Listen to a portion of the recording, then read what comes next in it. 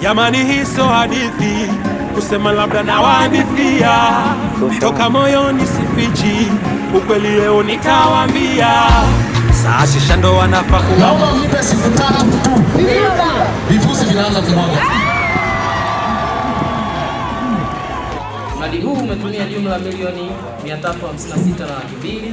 Kati ya fedha hizo shilingi milioni 351.5 zilitolewa na serikali kuu kwa ajili ya manunuzi ya vifaa vya ujenzi, malipo ya mafundi pamoja na makato mbalimbali ya kisheria ikiwemo kodi ya zuio, yani withholding tax.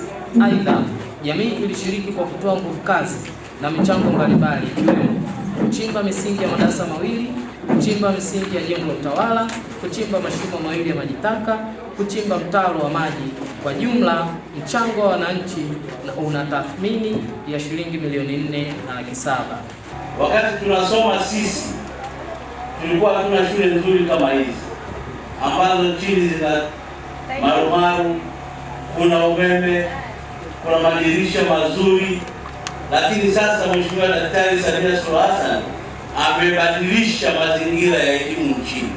Nitumie fursa hii kuwashukuru wananchi wa eneo hili kwa kutoa nguvu zao ambazo kiasi chao ni milioni 4, ambapo wananchi wa eneo hili waliweza kuchimba misingi ya madarasa mawili na jengo la utawala, lakini walifanya kazi ya kuchimba mtaro na mashimo ya maji taka katika mradi huu. Wananchi, Mungu awabariki sana.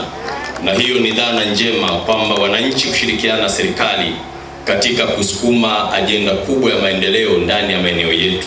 Na mimi niwatie moyo, kazi hii tusiache, tuzidi kushirikiana na serikali ili kuibua miradi mingi ambayo itakuwa na tija katika vizazi vyetu.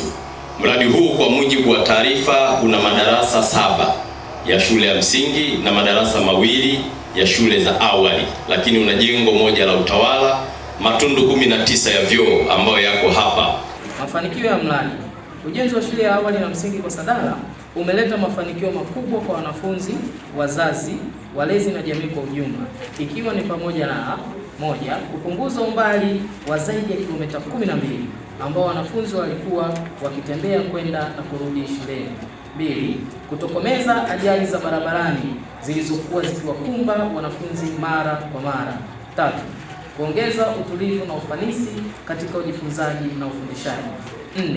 Kuimarisha ulinzi na usalama wa wanafunzi. 5. Kurahisisha upatikanaji wa huduma za elimu karibu na wananchi.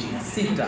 Kuleta amani, utulivu na kuwawezesha wazazi na walezi kutekeleza shughuli zao za kiuchumi kwa ufanisi zaidi. Nitumie fursa hii kumpongeza mwenyekiti wetu wa mkoa na kamati ya siasa, mwenyekiti wa wilaya hii na kamati yake ya siasa kwa kukagua utekelezaji wa ilani ya uchaguzi, kwa sababu bila chama kusimamia mambo haya, maana yake miradi hii tusingeikuta katika hali hii. Lakini mpongeze RC na Mheshimiwa DC kwa kuweza kusimamia miradi hii vizuri na kamati zenu za usalama ngazi ya mkoa na wilaya, kwa sababu hawa ni jicho la serikali kuhakikisha kila senti inayoletwa inakwenda kufanya kazi ambayo imekusudiwa. Lakini mtu wa mwisho ni mshukuru Mheshimiwa mbunge, kwa sababu bila uwepo wa mbunge huu mradi usingekuwepo.